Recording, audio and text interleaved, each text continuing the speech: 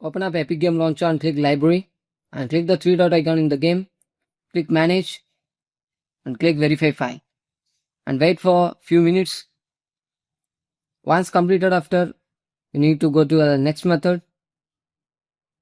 Click the three dot icon once again, click Manage, click the installation folder, click Fortnite game, click Content, click Pack, and you need to delete it.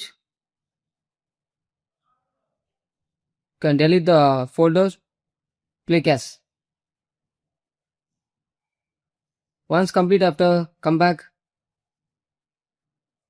and again you need to verify it.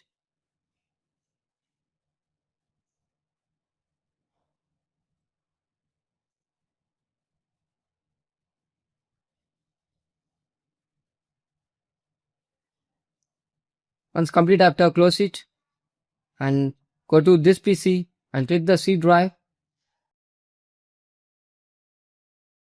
Right click it, click Properties, click Tools and scan the drive.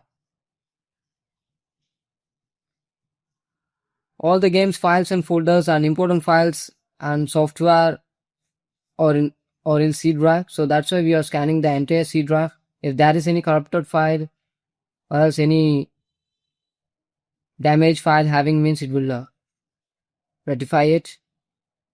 Close it.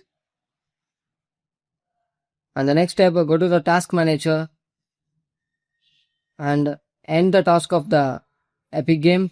If available, means end the task of the Epic game launcher on Fortnite. Once complete after, close it and search for run and type the following text: %local app data. Go to Epic game launcher, click saved, click the web cache, delete it, and go to crash folder. Inside files, means need to delete it. Come back and click the Epic game launcher and go to properties, click compatibilities, and make sure the run as a program as administrator should be enabled and remaining all should be disabled. Thank you.